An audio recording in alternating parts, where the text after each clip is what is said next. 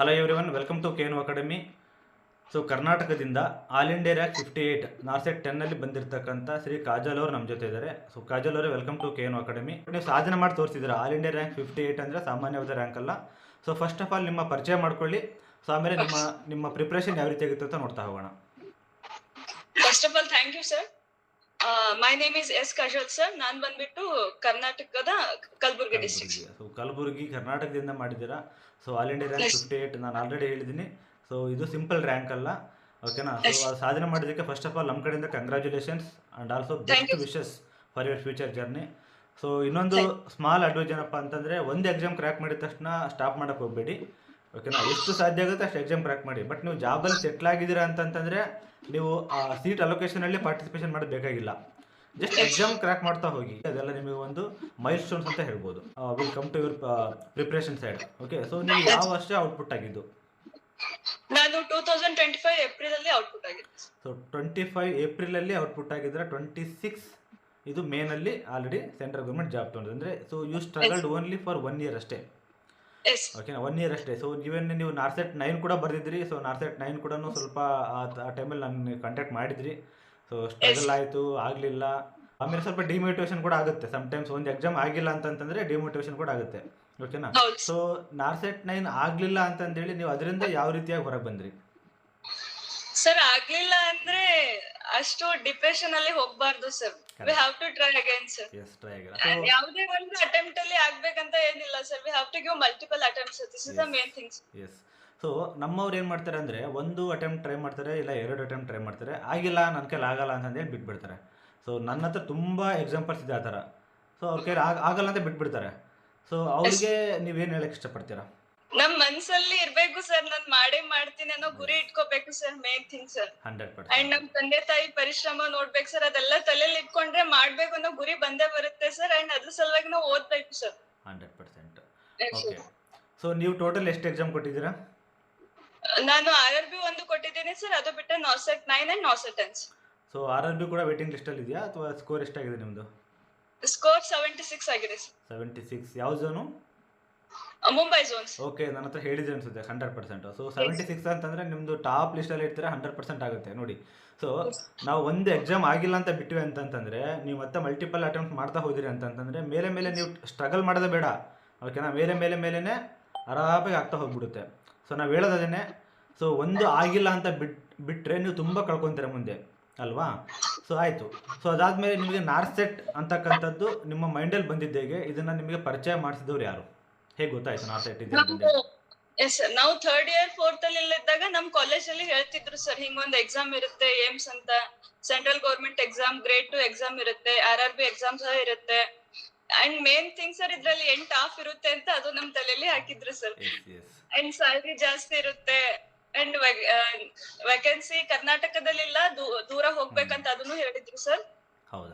And ನಮ್ seniors Nagesh ಅಣ್ಣ, ಯೋಗಿತಾ ಅಕ್ಕ ಅಂಡ್ ಇರ್ಷಾದ್ ಅಣ್ಣ ಇವರೆಲ್ಲ ಪಾಸ್ ಮಾಡಿದ್ರು ಸರ್. ಓಕೆ, ಯೋಗಿತಾ ಗುವಾಹಟಿನಾ? ಮೊನ್ನೆ ಇದು ಲಾಸ್ಟ್ ನಾರ್ಸೆಟ್ 9 ಆದ್ರಲ್ಲ. Okay, good. ಯಾ, ಅವರೆಲ್ಲ ತುಂಬಾ ಒಳ್ಳೆ ಸ್ಟೂಡೆಂಟ್ಸ್. ಹೌದು ಸರ್. ಅವರೆಲ್ಲ ಗೈಡೆನ್ಸ್ ಥ್ರೂ, ಅವ್ರ ಸಜೆಷನ್ ಥ್ರೂ ಯಾವ ಕೋಚಿಂಗ್ ತಗೋಬೇಕು, ಯಾವ ಟೆಸ್ಟ್ ಸೀರೀಸ್ ತಗೋಬೇಕು ಅವರೆಲ್ಲ ಹೇಳಿದಾಗ ನಮಗೂ ಓದ್ಬೇಕು ಮಾಡ್ಬೇಕು ಅನ್ನೋ ಚಲೋ ಬಂದಿತ್ತು. ಇವನ್ ಯೋಗಿತಾ ಕೂಡ ನಮ್ಮ ಟೆಸ್ಟ್ ಅಟೆಂಡ್ ಮಾಡ್ತಾ ಇದ್ರು. ಹೌದು. ಸೊ ನಾನು ಅದೇ ಹೇಳೋದು ಏನಪ್ಪ ಅಂತಂದರೆ, ಸೊ ಈ ಥರ ಸೀನಿಯರ್ಸು ಕೆಲವು ಕಾಲೇಜಲ್ಲಿ ಏನಾಗುತ್ತೆ ಅಂದರೆ ಸೀನಿಯರ್ಸು ಗೊತ್ತಿರಲ್ಲ. ಸೊ ಇವನ್ ನಾವೆಲ್ಲ ಸ್ಟಡಿ ಮಾಡ್ಬೇಕಾದ್ರೆ ಯಾವ ಹೇಗಿತ್ತು ಅಂದರೆ, ಜಸ್ಟ್ ನಾವು ಕೋರ್ಸ್ ಕಂಪ್ಲೀಷನ್ ಆಗಿಬಿಟ್ಟು ಯಾವುದಾದ್ರು ಒಂದು ಪ್ರೈವೇಟ್ ಕಾಲೇಜಲ್ಲಿ ಹೋಗ್ಬಿಟ್ಟು, ಪ್ರೈವೇಟ್ ಕಾಲೇಜು ಅಥವಾ ಪ್ರೈವೇಟ್ ಹಾಸ್ಪಿಟಲ್ ಹೋಗಿ ಮಾಡಿಬಿಟ್ಟು ಸಾಕಪ್ಪ ಅನ್ನೋ ರೇಂಜಾಗಿತ್ತು. ಅಂದರೆ ಪ್ರೈವೇಟ್ ಹಾಸ್ಪಿಟಲ್ ಕೆಲಸ ಸಿಕ್ತು ಅಂದರೆ ಸೊ ಅದೇ ನಮ್ಮ ಪುಣ್ಯ ಅನ್ನೋ ಥರ ಇತ್ತು, ಓಕೆನಾ. ನನ್ನ ಫಸ್ಟ್ ಸ್ಯಾಲರಿ 2013 ಓಕೆನಾ. ನಾನು BSc ನರ್ಸಿಂಗ್ ಮುಗಿಸಿದಾಗ ನಾನು ಸೇಮ್ ಹೈದರಾಬಾದಲ್ಲಿ ವರ್ಕ್ ಮಾಡಕ್ಕೆ ಬಂದಿದ್ದು. 2013 7,500 ರೂಪಾಯಿ ಇತ್ತು ಅಷ್ಟೇ, ಓಕೆ. ಫಸ್ಟ್ ಸ್ಯಾಲ್ರಿ ಅಷ್ಟೇ ನಮ್ಮದು, ಓಕೆನಾ, ಅವಾಗ ಇದ್ದಿದ್ದು. ಸೊ ಇವಾಗ ಇನ್ ಕೇಸ್ 2013ಕ್ಕೂ 2026ಕ್ಕೂ ಕಂಪೇರ್ ಮಾಡಿದರೆ ಪ್ರೈವೇಟ್ ಹಾಸ್ಪಿಟಲಲ್ಲಿ 15,000 ರೂಪಾಯಿ ಇದೆ ಅಷ್ಟೇ ಈಗ. ಅಂದರೆ ಸ್ವಲ್ಪ ಡಬಲ್ ಆಗಿದೆ, ಅಷ್ಟು ಬಿಟ್ಟರೆ ಬೇರೆ ಏನಿಲ್ಲ. 15,000 ರೂಪಾಯಿ ಸಿಗ್ಬೋದು ಅಷ್ಟೇ. 7,000 ಇತ್ತು, ಈಗ 15,000 ರೂಪಾಯಿ ಇದೆ. ಪ್ರೈವೇಟಲ್ಲಿ ಕೊಡೋದು ಅಷ್ಟೇ. ನಾನು ಯಾಕೆ ಈ ಪಾಯಿಂಟ್ ಹೇಳ್ತಾ ಇದ್ದೀನಿ ಅಂತಂತಂದರೆ, 10 ವರ್ಷ 13 ವರ್ಷ ತಗೊಂಡ್ರು ಕೂಡ ಪ್ರೈವೇಟ್ ಹಾಸ್ಪಿಟಲಲ್ಲಿ ಸ್ಯಾಲ್ರಿ ಜಾಸ್ತಿ ಆಗಿಲ್ಲ. ಬಟ್ ಅದೇ ಗೌರ್ಮೆಂಟಲ್ಲಿ ಎಷ್ಟಾಗಿದೆ ಅಂತ ನಿಮ್ಗೆ ಗೊತ್ತಿದೆ, ಓಕೆನಾ. ಗೌರ್ಮೆಂಟಲ್ಲಿ ಏನಪ್ಪ ಅಂತಂತಂದರೆ ನಮ್ಮ ಫಸ್ಟ್ ಸ್ಯಾಲರಿ ನೀವು ಇವಾಗ ಜಸ್ಟ್ ಏಮ್ಸಲ್ಲಿ ಬಂದು ಜಾಯ್ನ್ ಆಗಿದ್ದೀರಿ ಅಂತಂತಂದರೆ ನಿಮ್ಮ ಬೈ ಹ್ಯಾಂಡ್ ಸ್ಯಾಲರಿ 90+ ಸಿಗುತ್ತೆ. ಬೆಂಗಳೂರಲ್ಲಿ ಸಿಕ್ತು ಅಂತಂತ ಬೆಂಗಳೂರು ಮೆಟ್ರೋಪಾಲಿಟನ್ ಸಿಟಿ ಅಂತ ಹೇಳ್ತೀವಿ, ಅದು ಎಕ್ಸ್ ಸಿಟಿ ಅಂತ ಬರುತ್ತೆ, XYZ ಅಂತ ಕ್ಯಾಟಗರಿ ಬರುತ್ತೆ. ಸೊ ಎಕ್ಸ್ ಸಿಟಿ ಸಿಕ್ತು ಅಂತಂದರೆ ನಿಮಗೆ 90+ ಬೈ ಹ್ಯಾಂಡ್ ಸಿಗುತ್ತೆ. ನೆಕ್ಸ್ಟ್ ಈಗ 8 ಪೇ ಅಂತ ಬರುತ್ತೆ, ಓಕೆ, ಸೆಂಟ್ರಲ್ ಗೌರ್ಮೆಂಟಲ್ಲಿ 8 ಪೇ ಆಯಿತು ಅಂತಂದರೆ ನಿಮ್ಮ ಬೈ ಹ್ಯಾಂಡ್ ಸ್ಯಾಲರಿ 1.5 ಲಕ್ಷ ಆಗುತ್ತೆ. 1.5 ಲಕ್ಷ ಪ್ಲಸ್ 8 ಆಫ್ ಸಿಗುತ್ತೆ. ನಾನು ಬೆನಿಫಿಟ್ಸ್ ನಿಮ್ಗೆ ಆಲ್ರೆಡಿ ಗೊತ್ತಿದೆ, ಬಟ್ ನಾನು ಕೂಡ ಒಂದ್ಸರಿ, ಯಾಕಂದ್ರೆ ನಾನು ವರ್ಕ್ ಮಾಡ್ತಿದ್ದರಿಂದ ನಾನು ಹೇಳ್ತೀನಿ, 8 ಆಫ್ ಸಿಗುತ್ತೆ, ಓಕೆನಾ, ಪರ್ ಮಂತ್ಗೆ 8 ಆಫ್ ಸಿಗುತ್ತೆ. ಆಮೇಲೆ ಓನ್ಲಿ 6 ಡೇಸ್ ಅಷ್ಟೇ, ಅದು 3 ಡೇಸ್ ಪ್ಲಸ್ 3 ಡೇಸ್ ನಾವು ನೈಟ್ ಮಾಡಬೇಕಾಗುತ್ತೆ, 6 ಡೇಸ್ ನೈಟ್ಸ್ ಇರುತ್ತೆ ಅಷ್ಟೇ. ಆಮೇಲೆ ಯಾವ್ದಾದ್ರು ಒಂದು GH ಬಂತು ಅಂದರೆ ಅದು ಕೂಡ ಆ್ಯಡ್ ಆಗುತ್ತೆ, ಓಕೆನಾ. ಸೊ ಆಮೇಲೆ 6 ಅವರ್ಸ್ ಡ್ಯೂಟಿ, 6 ಅವರ್ಸ್ ಆದಮೇಲೆ ನೀನು ಯಾರು ಏನು ಕೇಳಂಗಿಲ್ಲ ಮಾಡಂಗಿಲ್ಲ, ಓಕೆನಾ. ಆಮೇಲೆ ನಮಗೆ ಜೊತೆಗೆ ಇನ್ನೊಂದೇನಪ್ಪ ಬೆನಿಫಿಟ್ ಅಂತಂದರೆ, ನಮ್ಮ ಜೊತೆಗೆ ಹೆಲ್ಪ್ ಮಾಡೋದಕ್ಕೆ ಸ್ಟೂಡೆಂಟ್ಸ್ ಇರ್ತಾರೆ, ನರ್ಸಿಂಗ್ ಸ್ಟೂಡೆಂಟ್ಸ್ ಇರ್ತಾರೆ, MBBS ಸ್ಟೂಡೆಂಟ್ಸ್ ಇರ್ತಾರೆ, JRs ಇರ್ತಾರೆ, ಇಂಟರ್ನ್ಸ್ ಎಲ್ಲ ಇರ್ತಾರೆ. ಬಟ್ ಪ್ರೈವೇಟ್ ಹಾಸ್ಪಿಟಲಲ್ಲಿ ನೀವೇ ನೋಡ್ಕೊಬೇಕು, ಥರ ಆಪರ್ಚುನಿಟಿ ಎಲ್ಲರಿಗೂ ಸಿಗಲ್ಲ. ಇವನ್ 2020 ಪಾಸ್ ಆಗಿರ್ತಕ್ಕಂಥ ಕ್ಯಾಂಡಿಡೇಟ್ಸು ಕೂಡ ಇದುವರೆಗೂ ನಾರ್ಸೆಟ್ ಅಂದರೆ ಏನು ಅಂತ ಗೊತ್ತಿಲ್ಲ, ಓಕೆನಾ. ಸೊ ನೀವು ತುಂಬ ಅದೃಷ್ಟ ಮಾಡಿದ್ರೆ ಅನ್ಸುತ್ತೆ, ನಿಮ್ಮ ಸೀನಿಯರ್ಸನ್ನು ಪಡೆಯೋದಕ್ಕೆ ಅವ್ರ ಕಡೆಯಿಂದ ಗೈಡೆನ್ಸ್ ತೊಗೊಂಡ್ಬಿಟ್ಟು ಓಕೆ ಪ್ರಿಪ್ರೇಷನ್ ಮಾಡಿದ್ದೀರಾ, ಗುಡ್. ಆಮೇಲೆ ಇನ್ನೊಂದೇನಪ್ಪ ಅಂತಂದರೆ, ಆಫ್ಲೈನ್ ಕೋಚಿಂಗ್ ಹೋಗ್ಬೇಕಾ ಆನ್ಲೈನ್ ತೊಗೊಬೇಕಾ? ಸೊ ಆಫ್ಲೈನ್ ಬೆನಿಫಿಟ್ಸ್ ಬೇರೆ ಇದೆ, ನಾನು ಹೇಳ್ತೀನಿ. ಸೊ ನೀವು ಆನ್ಲೈನ್ ತೊಗೊಂಡಿದ್ರಿ, ಓಕೆನಾ. ಸೊ ಆನ್ಲೈನ್ ನನಗೆ ನೀವು ಯಾವ ರೀತಿಯಾಗಿ ಉಪಯೋಗ ಮಾಡ್ಕೊಂಡ್ರಿ? ಸೊ ಆನ್ಲೈನ್ ಕೋಚಿಂಗ್ ತಗೊಂಡ್ರೆ ಫಸ್ಟ್ ಅಮೌಂಟ್ ಕಡಿಮೆ ಇರುತ್ತೆ sir, if in comparison to offline sir. And ನಾವ್ ಅಲ್ಲಿ ಹೋಗ್ಬಿಟ್ಟು ಅಲ್ಲಿನ ಎನ್ವಿರಾನ್ಮೆಂಟ್ ಗೆ ಸೆಟ್ ಆಗ್ತೀವೋ ಇಲ್ಲ ಅದೊಂದು ಡೌಟ್ ಸರ್. ಅಂಡ್ ಅಲ್ಲಿ ಎಸ್ಪೆಷಲಿ ಊಟದ ಪ್ರಾಬ್ಲಮ್ ಆಗುತ್ತೆ ಸರ್ ಹೊರಗಡೆ ಹೋದ್ರೆ. 100%. ಅಂಡ್ ಅಲ್ಲಿರೋ ರೆಂಟ್ ಅದು ಇದು ಬಹಳ ಖರ್ಚಾಗುತ್ತೆ ಸರ್ ಹೊರಗಡೆ ಹೋದ್ರೆ, ರಿಸೋರ್ಸ್ ವೇಸ್ಟ್ ಆದಂಗೆ ಸರ್. ಬಟ್ ಮನೆಯಲ್ಲಿದ್ರೆ ಮನೆ ಊಟ, ತಂದೆ ತಾಯಿ ಸಪೋರ್ಟ್ ಇರುತ್ತೆ ಸರ್, ಹೌದು, ಫ್ಯಾಮಿಲಿ ಸಪೋರ್ಟ್ ಇಂದ ನಾವು ಜಾಸ್ತಿ ಓದ್ಬೋದು ಸರ್ ಮನೆಯಲ್ಲಿ. 100%. ಸೊ ಇನ್ನೊಂದು ಏನಪ್ಪ ಇದೆ ಅಂದರೆ, ಸೊ ಮನೆಯಲ್ಲಿ ಪೇರೆಂಟ್ಸ್ ಸಪೋರ್ಟ್ ಮಾಡಬೇಕು ಅಂತಂದರೆ ಪೇರೆಂಟ್ಸ್ಗೆ ಇದನ್ನು ಅರ್ಥ ಮಾಡಿಸ್ಬೇಕು, ಏನು, ನಾನು ಎಕ್ಸಾಮ್ ಪಾಸ್ ಆದರೆ ನನಗೆ ಇಷ್ಟು ಸಂಬಳ ಬರುತ್ತೆ, ಆಲ್ರೆಡಿ ನಮ್ಮ ಸೀನಿಯರ್ಸ್ ಆಲ್ರೆಡಿ ವರ್ಕ್ ಮಾಡ್ತಾ ಇದ್ದಾರೆ, ನನಗೆ ಒಂದು 6 ತಿಂಗಳು ಟೈಮ್ ಕೊಡಿ, ನಾನು ಎಕ್ಸಾಮನ್ನು ಪಾಸ್ ಮಾಡ್ತೀನಿ ಅಂತ ಮನೆಯವರಿಗೆ ನೀವು ಮನವರಿಕೆ ಮಾಡಿಕೊಟ್ರೆ ಅವ್ರು ಸಪೋರ್ಟ್ ಮಾಡ್ತಾರೆ. ಇಲ್ಲಾಂದ್ರೆ ಮನೆಯವ್ರಿಗೆ ಹೆಂಗೆ ಗೊತ್ತಾಗುತ್ತೆ, ಇವಾಗ ನೀನು ಹೇಳಿರೋಷ್ಟೊತ್ತಿಗೆ ನಿಮ್ಮ ಮನೇಲಿ ಸಪೋರ್ಟ್ ಮಾಡಿದ್ರು, ನಿಮ್ಮ ಮನೆಯವರಿಗೆ ಇದ್ರ ಬೆನಿಫಿಟ್ಸ್ ಗೊತ್ತಿಲ್ಲ ಅಂತಂದರೆ 100% ಅವ್ರು ನಿಮಗೆ ಸಪೋರ್ಟ್ ಮಾಡ್ತಾ ಇರಲಿಲ್ಲ ಅಲ್ವಾ. ಸೊ ನಾನು ಹೇಳೋದೇನಪ್ಪ ಸ್ಟೂಡೆಂಟ್ಸ್ಗೆ ಅಂತಂದರೆ, ನಿಮ್ಮ ಮನೆಯವರಿಗೆ ಫಸ್ಟ್ ನೀವು ಹೇಳಬೇಕು ಇದ್ರ ಬೆನಿಫಿಟ್ಸ್ ಏನಿದೆ. ಈ ಥರ ಆಪರ್ಚುನಿಟೀಸ್ ಅಂದರೆ ಎವ್ರಿ 6 ಮಂತ್ಸ್ ಒಂದ್ಸರಿ ನಾರ್ಸೆಟ್ ಕಾಲ್ ಆಗುತ್ತೆ. ಈ ಥರ ಆಪರ್ಚುನಿಟಿ ಬೇರೆ ಯಾವ ಡಿಪಾರ್ಟ್ಮೆಂಟಲ್ಲೂ ಇಲ್ಲ, ಬೇರೆ ಯಾವ ಸ್ಟೇಟ್ ಗೌರ್ಮೆಂಟಲ್ಲೂ ಇಲ್ಲ, ಓಕೆನಾ, ಬೇರೆ ಇಲಾಖೆಗಳಲ್ಲಿ ಇಲ್ಲವೇ ಇಲ್ಲ, ಓಕೆನಾ. ಸೊ ಅದನ್ನು ಒಂದು ಮನವರಿಕೆ ಮಾಡ್ಕೊಳ್ಬೇಕಾಗತ್ತೆ. ಸೊ ನಿಮ್ಮ ಜೂನಿಯರ್ಸ್ಗೆ ಆಗಿರಬಹುದು ಅಥವಾ ನಿಮ್ಮ ಸೀನಿಯರ್ಸ್ ಆಗಿರ್ಬೋದು, ಯಾಕಂದ್ರೆ ತುಂಬ ಜನ ಕ್ರ್ಯಾಕ್ ಮಾಡಿಲ್ಲ. ಸೊ ಅವರಿಗೆ ಸೊ ಇದ್ರ ಬಗ್ಗೆ ಸ್ವಲ್ಪ 6 ಮಂತ್ಸ್ ಎಕ್ಸಾಮ್ ಬರುತ್ತೆ, ಯಾವ ಥರ ಯುಟಿಲೈಸ್ ಮಾಡ್ಕೊಬೇಕಂತ ಹೇಳಿ. ಸೊ ಫಸ್ಟ್ ಥಿಂಗ್ ಪೇರೆಂಟ್ಸಿಗೆ ಮನವರಿಕೆ ಮಾಡ್ಬೇಕು ಸರ್, ಇದು ಹಿಂಗ್ ಎಕ್ಸಾಮ್ ಅದ, ನಾ ಬರೀತೀನಿ ಅಂಡ್ 1 ವರ್ಷ ನನಗ್ ಟೈಮ್ ಕೊಡ್ರಿ, ನಾ ಎಲ್ಲೂ ಕೆಲ್ಸಿಗೆ ಹೋಗಲ್ಲ ಅಂತ ಹೆಂಗ್ ಅವ್ರಿಗೆ ಶೋರಿಟಿ ಕೊಡ್ಬೇಕು ಸರ್, ನಾ ಮಾಡ್ತೀನಿ ಅನ್ನೋ ಭರವಸೆ ಮೂಡಿಸ್ಬೇಕು ಸರ್ ಅವ್ರ ಹತ್ರ. 100%. ಅಂಡ್ ಡೆಫಿನೆಟ್ಲಿ ಯಾವುದೇ ಪೇರೆಂಟ್ಸ್ ಆಗಿರ್ಲಿ ಮಕ್ಳಿಗೆ ಸಪೋರ್ಟ್ ಮಾಡ್ತಾರೆ ಸರ್. ಹೌದು. ಅಂಡ್ ಅವ್ರು ಸಪೋರ್ಟ್ ಮಾಡಿದ್ದಕ್ಕೂ ಅದನ್ನ ನಾವು ಮಿಸ್ಯೂಸ್ ಮಾಡ್ಕೋಬಾರ್ದು ಸರ್, ಕುಂತು ಅಡ್ವಾಂಟೇಜ್ ತಗೊಂಡು ಓದ್ಬೇಕು ಸರ್ ಅದ್ರ ಪ್ರಕಾರ. ಹೌದು, 100%. ಯಾಕಂದ್ರೆ ಸರ್ ಬಹಳ ಜನಕ್ಕೆ ಏಮ್ಸ್ ಅಂದ್ರೆ ಗೊತ್ತಿಲ್ಲ, ನಾರ್ಸೆಟ್ ಅಂದ್ರೆ ಗೊತ್ತಿಲ್ಲ ಸರ್, ಪೇರೆಂಟ್ಸ್ ಮೊದ್ಲೇನೆ ಗೊತ್ತಿರಲ್ಲ ಸರ್, ಅದಕ್ಕೆ ನಾವು ಅವ್ರಿಗೆ ಹೇಳ್ಬೇಕು ಸರ್, ಎಕ್ಸ್ಪ್ಲೈನ್ ಮಾಡ್ಬೇಕು ಸರ್, ಹಿಂಗೆಲ್ಲ ಇರುತ್ತೆ. ಓಕೆ, ನೀವು ಪರ್ ಡೇ ಎಷ್ಟು ಅವರ್ ಓದ್ತಾ ಇದ್ರಿ ಸರ್? ಅವರ್ 12 to 14 ಅವರ್ಸ್ ಆಗ್ತಿತ್ತು ಸರ್ ಒಂದೊಂದ್ ಸಲ. ಇವನ್ ನಾನು ಲಾಸ್ಟ್ ನಾರ್ಸೆಟ್ 9 ಬಂದಿರತಕ್ಕಂಥ ಸೌಮ್ಯ ಅಂತ ಆಲ್ ಇಂಡಿಯಾ ರ್ಯಾಂಕ್ 55 ಅವ್ರನ್ನೂ ಕೂಡ ಕೇಳಿದೆ, ಅವರು ಕೂಡ ಹೇಳಿದ್ರು ಸರ್ ನಾನು 14 ಅವರ್ಸ್ ಪರ್ ಡೇ ಓದ್ತಾ ಇದ್ದೆ ಅಂತಂದೇಳಿ. Okay, so 14 hours per day is very much. Okay, ಅಷ್ಟು ಓದಲೇಬೇಕು, ಅಷ್ಟು ಓದಿಲ್ಲ ಅಂತಂದರೆ ಆಗಲ್ಲ.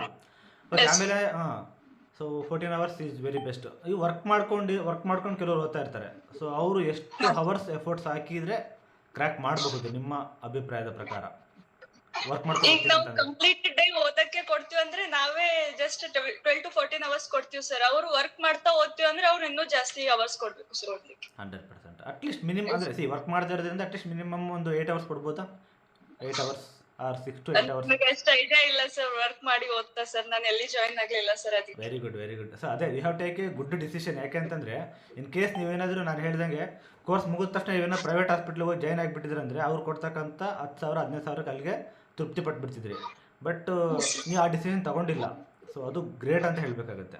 ಈಗ ತುಂಬ ಜನ ಕಾಲ್ ಮಾಡ್ತಾರೆ ನನಗೆ, ಇವನ್ ಕೋರ್ಸ್ ತೊಗೊಳ್ಳುವಾಗ ಆಯಿತು ಪರ್ಚೇಸ್ ಮಾಡ್ಕೊಳ್ತೀನಿ, ಎಷ್ಟು ಅವರ್ ಓದಬೇಕು ಅಂತಂದೇಳಿ. ಸೊ ನಾನು ವರ್ಕ್ ಮಾಡ್ಕೊಂಡು ಓದ್ತೀರಾ ಅಂತಂದರೆ 100% 6 to 8 ಅವರ್ಸ್ ನೀವು ಎಫರ್ಟ್ಸ್ ಹಾಕಲೇಬೇಕು. ಅದು ಸುಮ್ಮನೆ ಕಾಟಾಚಾರಕ್ಕೆ ಹಾಕಂಗಿಲ್ಲ. ಓಕೆ, ಕರೆಕ್ಟಾಗಿ ಹಾಕಬೇಕು. ಆಮೇಲೆ ಟೆಸ್ಟ್ ಸೀರೀಸನ್ನು ಕರೆಕ್ಟಾಗಿ ಅಟೆಂಡ್ ಮಾಡಬೇಕು. ಸೊ KNU ಅಕಾಡೆಮಿಯಲ್ಲಿ ಇನ್ನೊಂದು ಹೇಳಬೇಕು ಅಂತಂದರೆ ನಿಮಗೆ ಯಾವ ರೀತಿಯಾಗಿ ಸ್ಟೂಡೆಂಟ್ಸ್ ಉಪಯೋಗ ತಗೊಳ್ಬಹುದು ಅಂತ ನಿಮ್ಮ ಅನಿಸಿಕೆ? ಸರ್ ನಾನು KNO KNO ಅಕಾಡೆಮಿ ಪರ್ಚೇಸ್ ಮಾಡಿದ್ದು ನಾರ್ಸೆಟ್ 9 ಎಕ್ಸಾಮ್ ಅಲ್ಲಿ ಸರ್. ಅಲ್ಲಿಂದ ನಾನು ಒಂದು ವರ್ಷ ಕಂಟಿನ್ಯೂ ಆಗಿ KNO ಜೊತೆ ಅಟ್ಯಾಚ್ ಇದ್ದೀನಿ sir. And daily test series ಕೊಡ್ತಾ ಇದ್ದೀನಿ ಸರ್. ಅಲ್ಲ ನಾನೇನು ಕೇಳಿದ್ರೆ ಪರ್ಚೇಸ್ ಮ್ಯಾಟ್ರ್ ಬೇಡ ಇಲ್ಲಿ. ಸೊ ಹೆಲ್ಪ್ ಅಂದರೆ KNO ಅಕಾಡೆಮಿಯಿಂದ ಯಾವ್ಯಾವ ಥರ ಯೂಸ್ ಮಾಡ್ಕೊಳ್ಬೋದು, ಇವನ್ ಟೆಲಿಗ್ರಾಮ್ ಆಗಿರ್ಬೋದು, ವಾಟ್ಸಪ್ ಆಗಿರಬಹುದು, ಆಪ್ ಆಗಿರ್ಬೋದು. Yes I am about to tell sir. KNO ಅಲ್ಲಿ ಸರ್ ಮೇನ್ ಸಿನಾರಿಯೋ ಬೇಸ್ಡ್ ಇರುತ್ತೆ ಸರ್. ಈಗ ಬೇರೆ ಕೆಲವೊಂದು ಟೆಸ್ಟ್ ಸೀರೀಸ್ ಅಲ್ಲಿ ಈಸಿ ಕ್ವಶನ್ಸ್ ಕೊಡ್ತಾರೆ sir daily. And students will score highly sir. And ಅಷ್ಟಕ್ಕೆ ಖುಷಿ ಆಗ್ಬಿಡ್ತಾ ಸರ್, ಮಾರ್ಕ್ಸ್ ಚೆನ್ನಾಗಿ ಬರ್ತಾ ಇದೆ ಅಂಡ್ ಇದೇ ಟೆಸ್ಟ್ ಸೀರೀಸ್ ಸರಿಯಾಗದಂತ. But that's not the reality sir. Correct. Actually ನಾನು ಇದೇ ಮ್ಯಾಟ್ರ್ ಇರ್ಬೇಕು. ಯಾಕಂದ್ರೆ ತುಂಬಾ ಜನ ಏನ್ ಮಾಡ್ತಾರೆ ಅಂದ್ರೆ ಒಂದಿನ 2 ದಿನ ಟೆಸ್ಟ್ ಅಟೆಂಡ್ ಮಾಡ್ತಾರೆ, ಟಫ್ ಇರೋ ಕ್ವಶನ್ಸ್ ಅಂತಂದೇಳಿ ಬಿಟ್ಬಿಡ್ತಾರೆ. ಸೊ ಆಕ್ಚುಲಿ ಇರೋ ಟಫ್ ಇರೋದು ಕ್ವಶನ್ಸ್ ಓದ್ಬೇಕು. ಟಫ್ ಇರೋ ಕ್ವಶನ್ಸ್ ನೀವು ಮಾಡಿದ್ರಿ ಅಂತಂದ್ರೆ ಅದರಲ್ಲಿ ಈಸಿ ಸಿಕ್ಬಿಡುತ್ತೆ ನಿಮಗೆ. ಸೊ ಅದು ಒಂದು ಡೆಫಿನೆಟ್ ಆಗಿ ಹೆಲ್ಪ್ ಆಗುತ್ತೆ. ಆಮೇಲೆ ಟೆಲಿಗ್ರಾಮ್ ಪ್ಲಾಟ್ಫಾರ್ಮ್ ಯಾವ ತರ ಹೆಲ್ಪ್ ಆಗುತ್ತೆ? ಟೆಲಿಗ್ರಾಮ್ ಸರ್ ಡೈಲಿ 9 PM ನಾನು ಕ್ವಿಜ್ ಅಟೆಂಡ್ ಮಾಡ್ತಾ ಇದ್ದೆ ಸರ್. 30 ಕ್ವಶನ್ಸ್ ಅಥವಾ 50 ಕ್ವಶನ್ಸ್ ಕ್ವಿಜ್ ಇರ್ತಿತ್ತಲ್ಲ sir. I use to attend that daily sir. Good, very good. WhatsApp ಅದರಿಂದ ಕ್ವಶನ್ಸ್ ಫಿಲಿಮ್ಸ್ ಅಲ್ಲಿ ಬಹಳ ಹೆಲ್ಪ್ ಆಗಿದೆ ಸರ್. ಮೇನ್ ತುಂಬಾ ಕ್ವಶನ್ ಬಂದಿದೆ. ಇವನ್ ನಾವು ಸ್ಕ್ರೀನ್ ಶಾಟ್ಸ್ ಎಲ್ಲ ಹಾಕಿದ್ವಿ. ತುಂಬಾ ಇವನ್ ವಿಜಯ್ ಸರ್ ಕಾಂಟ್ಯಾಕ್ಟ್ ಮಾಡಿದ ಕ್ವಶನ್ಸ್ ತುಂಬಾ questions same as it is questions ಬಂದಿದೆ. ಇವನ್ ನಾನ್ ನರ್ಸಿಂಗ್ ಕೂಡ ತುಂಬಾ ಕ್ವಶನ್ಸ್ ಸ್ಕ್ರೀನ್ ಶಾಟ್ಸ್ ಎಲ್ಲ ಹಾಕಿದ್ವಿ. ಯಾಕಂದ್ರೆ ಸೇಮ್ ಕ್ವಶನ್ಸ್ ಬಂದಿದ್ದಾವೆ. ಸೊ ಅಂದ್ರೆ ಯಾರು ಕೂಡ ನೀವು ಯಾವುದೇ ಕೋಚಿಂಗ್ ಸೆಂಟರ್ ಆದ್ರೂ ಕೂಡ ಇದೇ ಕ್ವಶನ್ ಬರುತ್ತೆ ಅಂತ ಯಾರು 100% ಹೇಳಕ್ಕಾಗಲ್ಲ. ಪ್ರೆಡಿಕ್ಷನ್ಸ್ ಮಾಡಿ ಹೇಳ್ಬೋದು. ಓಕೆನಾ? ಸೊ ಲಾಸ್ಟ್ ಟೈಮ್ ಇದು ಕೇಳಿಲ್ಲ, ಈ ಸರಿ ಇದು ಕೇಳ್ಬೋದು ಅಂತಂದೇಳಿ ಒಂದು ಪ್ರಿಡಿಕ್ಷನ್ಸ್ ಮಾಡಿಬಿಟ್ಟು ಕೇಳ್ಬೋದು ಅಷ್ಟೇ. ಸೊ ಹಾಗಾಗಿ ಆಮೇಲೆ ಇನ್ನೊಂದು ಏನಪ್ಪ ಅಂತಂದರೆ, ಸೊ ನಾವೆಲ್ಲ ಮಲ್ಟಿಪಲ್ ಎಕ್ಸಾಮ್ಸ್ ಕ್ರ್ಯಾಕ್ ಮಾಡಿರೋದ್ರಿಂದ ನಮ್ಗೆ ಗೊತ್ತಿದೆ. ಓಕೆನಾ? ಸೊ ಈ ನಾರ್ಸೆಟಲ್ಲಿ ಯಾವ ಥರ ಕ್ವಶನ್ ಬರ್ಬೋದು, ನೆಕ್ಸ್ಟ್ ನಾರ್ಸೆಟಲ್ಲಿ ಯಾವ ಥರ ಕ್ವಶನ್ ಬರ್ಬೋದು ಅಂತ. ಸೊ ಅದನ್ನು prediction is very very important ಅಷ್ಟೇ. ಅಷ್ಟು ಬಿಟ್ಟರೆ ಕೋಚಿಂಗ್ ಸೆಂಟರ್ ಅಂದರೆ ಎಲ್ಲರಿಗೂ ಒಂದು ಆಸೆ ಇರುತ್ತೆ, ನಮ್ಮ ಸ್ಟೂಡೆಂಟ್ಸು ಚೆನ್ನಾಗಿ ಬರಬೇಕು, ಎಲ್ಲರೂ ಅದಕ್ಕೋಸ್ಕರ ಕಷ್ಟಪಡ್ತಾ ಇರ್ತಾರೆ ಅಲ್ವಾ? So that thing also very important.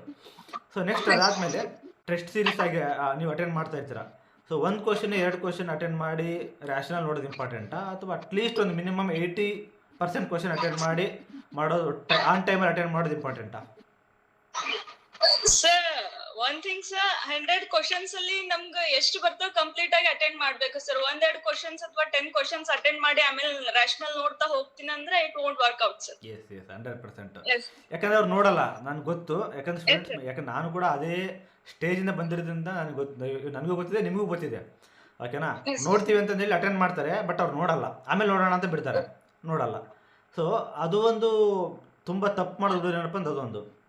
ಆಮೇಲೆ ಇನ್ನೊಂದೇನಪ್ಪ ಅಂತಂದರೆ ಫ್ರೀ ಸಿಗುತ್ತೆ. ಓಕೆನಾ? ಫ್ರೀಯಾಗಿ ಸಿಗೋದನ್ನು ಯುಟಿಲೈಸ್ ಮಾಡ್ಕೊಳ್ಳಲ್ಲ ಕೆಲವರು. ಏನಪ್ಪ ಅಂತಂದರೆ ಮೈಂಡ್ ಸೆಟ್ ಯಾವ ಥರ ಇರುತ್ತೆ ಅಂದರೆ, ಫ್ರೀಯಾಗಿ ಸಿಗುತ್ತೆ ಅಂತಂದರೆ ಅಲ್ಲಿ ಹೆಂಗಿರುತ್ತೆ ಅನ್ನೋ ಕಂಟೆಂಟ್ ಅಂತ ಇರುತ್ತೆ. ಬಟ್ ನಮ್ಮ ಇಂಟೆನ್ಷನ್ ಏನಾಗಿರುತ್ತೆ ಅಂತಂದರೆ ನಮ್ಮ ಸ್ಟೂಡೆಂಟ್ಸ್ಗೆ ಫ್ರೀಯಾಗಿ ಕೊಡೋಣ.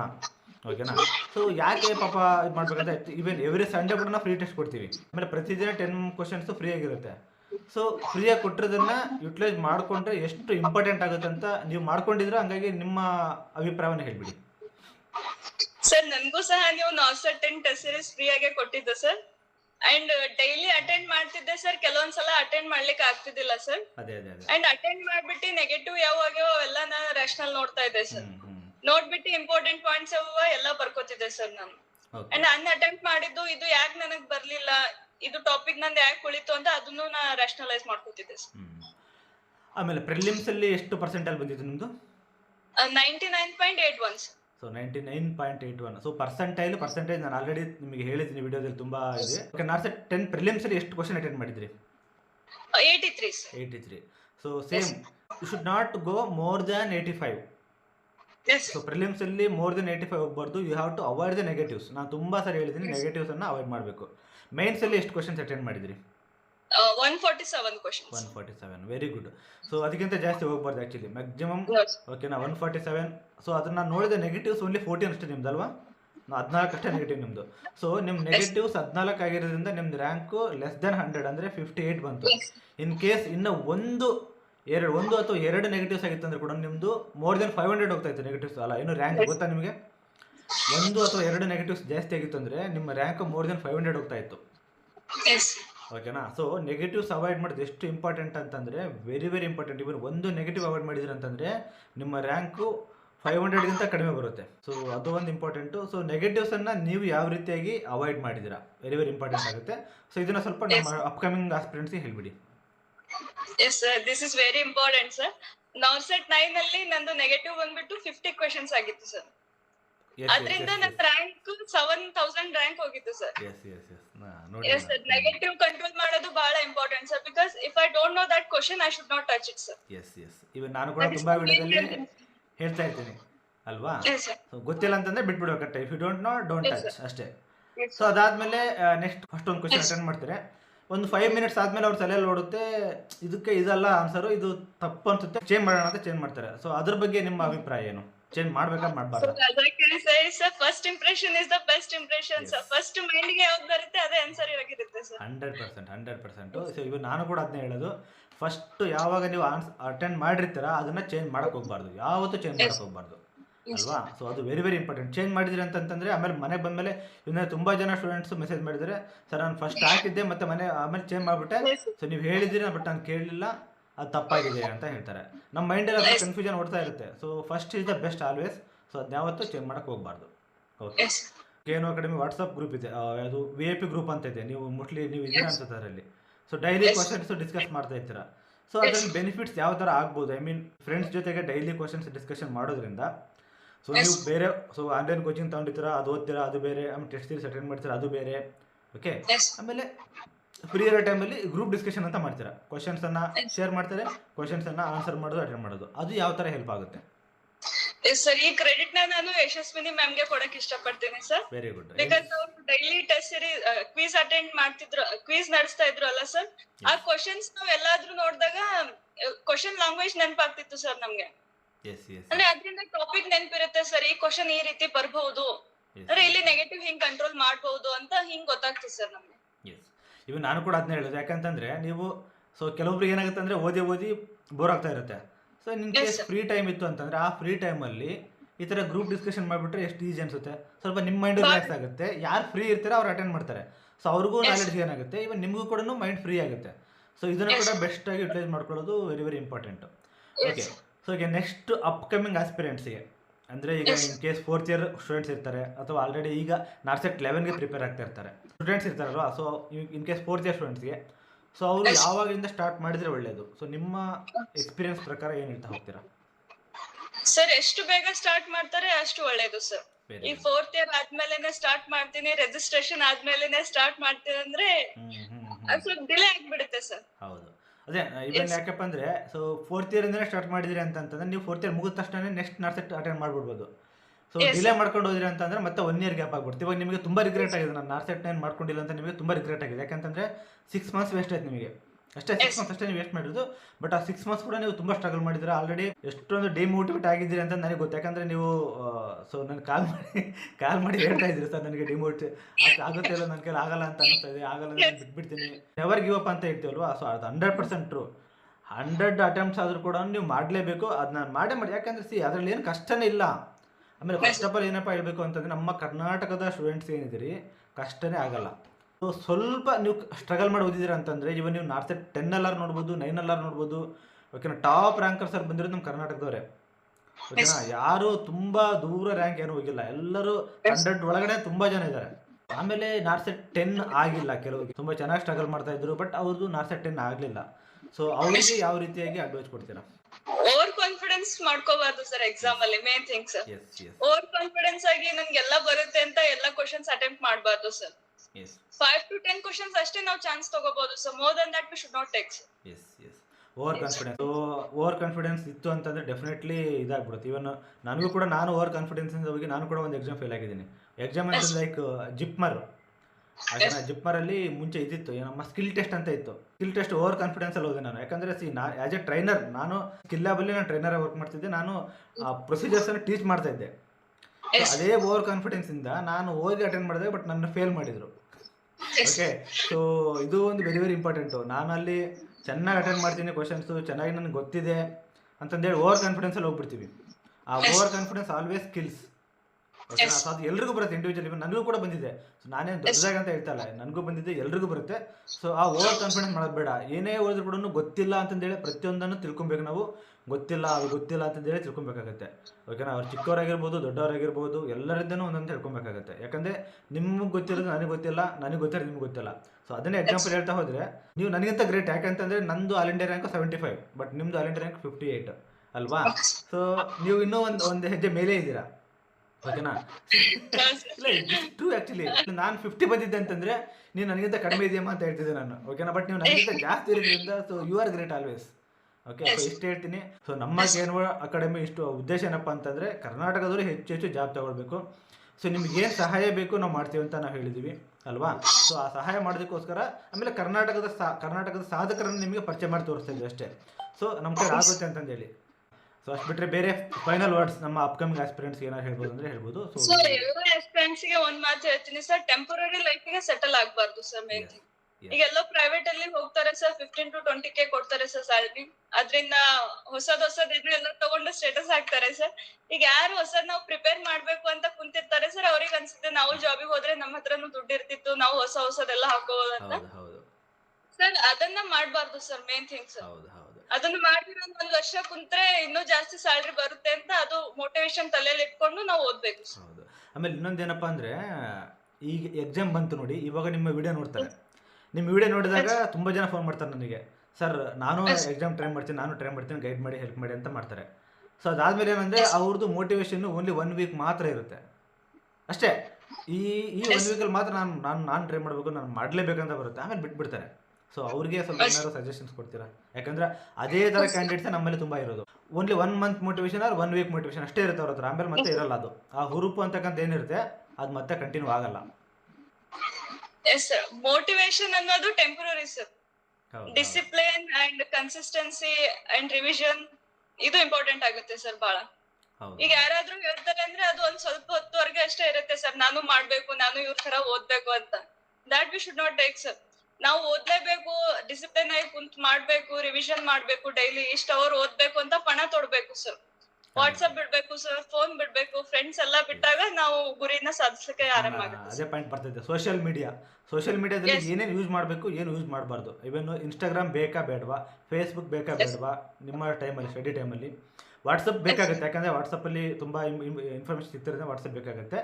ಸೊ ಮೇಯ್ನು ನಮಗೆ ಡಿಸ್ಟ್ರಾಕ್ಟ್ ಮಾಡೋದು ಯಾವುದು ಅಂದರೆ ಫೇಸ್ಬುಕ್, ಇನ್ಸ್ಟಾಗ್ರಾಮ್, ಇದೆರಡು ಬೇಕಾ ಬೇಡ ಡ್ಯೂರಿಂಗ್ ಸ್ಟಡೀಸ್?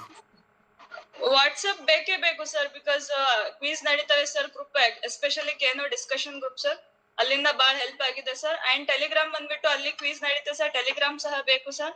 ಅಂಡ್ ಇನ್ಸ್ಟಾಗ್ರಾಮ್ ಅಲ್ಲಿ ಶಾರ್ಟ್ ವಿಡಿಯೋ ಹಾಕ್ತಾರೆ ಸರ್ ಕೆಲವೊಬ್ರು ಸರ್ಗಳು ಸರ್, ಅದನ್ನ ಸಹ ನೋಡ್ಬೇಕು sir. And it depends upon us sir, ನಾವ್ ಏನ್ ನೋಡ್ತೀವಿ ಏನ್ ನೋಡ್ಬಾರ್ದ ಅದು ನಮ್ಮ ಮೇಲೆ ಡಿಪೆಂಡ್ ಆಗುತ್ತೆ. ಅದರಲ್ಲಿ ಒಳ್ಳೇದನ್ನು ನೋಡಬೇಕಾಗುತ್ತೆ. ಇವ್ರು ಏನು ಮಾಡ್ತಾರೆ, ಕೆಲವರು ಕಾಮಿಡಿ ಫನ್ನಿ ವೀಡಿಯೋಸ್ ನೋಡ್ಕೊಂಡು ಕೂತ. ಸೊ ಅದು ನೀವು ಆ್ಯಕ್ಚುಲಿ ಇನ್ನೊಂದು ಇನ್ಸ್ಟಾಗ್ರಾಮ್ ಬೆಸ್ಟ್ ಏನಪ್ಪ ಅಂತಂದರೆ, ನೀವು ಎಜುಕೇಷನಲ್ ವೀಡಿಯೋ ನೋಡ್ಕೊತ ಹೋದರೆ ಅದೇ ವೀಡಿಯೋಸೇ ಬರುತ್ತೆ, ಬೇರೆ ಯಾವುದು ಬರಲ್ಲ.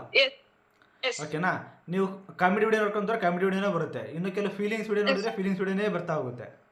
ಸೊ ಅಲ್ಲಿ ನಾವು ಯಾವುದು ನೋಡ್ತೀವಿ ಅನ್ನೋದು ಇಂಪಾರ್ಟೆಂಟ್ ಆಗುತ್ತೆ. ಓಕೆನಾ?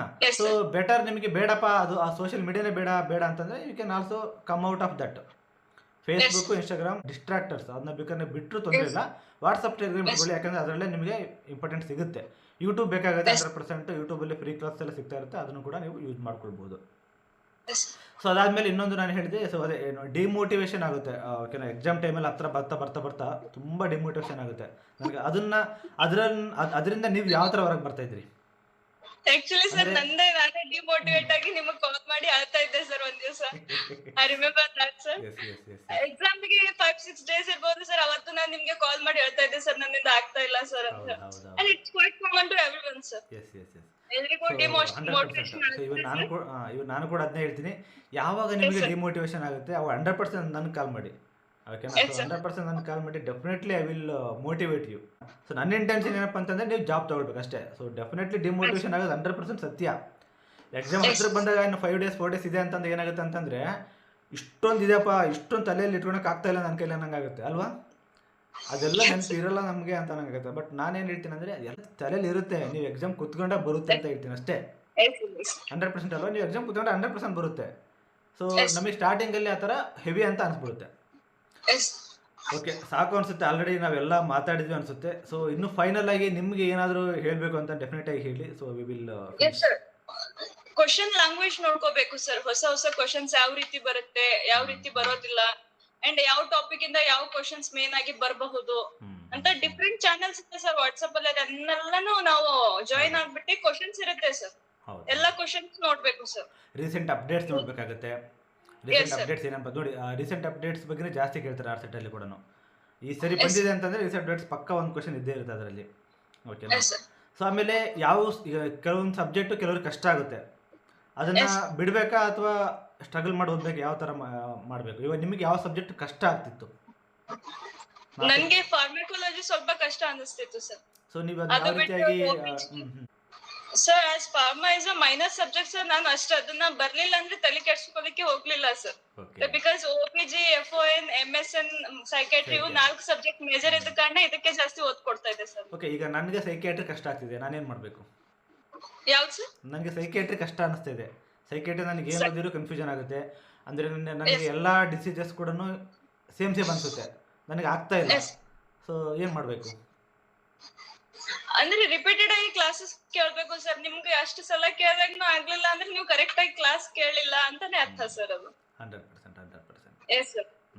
ಓಕೆ, ಥ್ಯಾಂಕ್ ಯು ಇಷ್ಟೊತ್ತು ನಮ್ಮ ಜೊತೆ ಟೈಮ್ ಸ್ಪೆಂಡ್ ಮಾಡಿದ್ದಕ್ಕೆ. ಓಕೆನಾ? ಸೊ ನಿಮ್ಮ ಮುಂದಿನ ಜರ್ನಿ ಏನಿದೆ, ಏಮ್ಸ್ ಆಗಿರ್ಬೋದು, ESSC ಆಗಿರ್ಬೋದು, ಯಾವುದು ನಿಮಗೆ ಚೂಸ್ ಮಾಡ್ಕೊಳ್ಬೇಕಂತಿದ್ದೀರಾ, ಸೊ ಬೆಟರ್ ಆಗಿರ್ತಕ್ಕಂಥ ಚೂಸ್ ಮಾಡ್ಕೊಳ್ಳಿ. ಕರ್ನಾಟಕದಲ್ಲಿ ಇರ್ತಕ್ಕಂಥದ್ದನ್ನೇ ಚೂಸ್ ಮಾಡ್ಕೊಳ್ಳಿ. ಸೊ ಬೆಟರ್, ಯಾಕಂದರೆ ತಂದೆ ತಾಯಿ ಜೊತೆ ಇರಬಹುದು ಅಲ್ವಾ, ಫ್ಯಾಮಿಲಿ ಜೊತೆ ಇರಬಹುದು. ಸೊ ಕರ್ನಾಟಕನ ಚೂಸ್ ಮಾಡ್ಕೊಳ್ಳಿ. ನೀವು ಕಲಬುರಗಿ ಅಂತಂದರೆ ಬೆಟರ್, ನಿಮಗೆ R&D58 ESSC ಗುಲ್ಬರ್ಗನ ಸಿಗುತ್ತೆ. ಓಕೆನಾ? ಸೊ ಹುಟ್ಟಿದ ಊರಲ್ಲೇ ಸಿಕ್ಬಿಡುತ್ತೆ, don't worry. Okay, all the best. Okay, thank you so much. Thanks.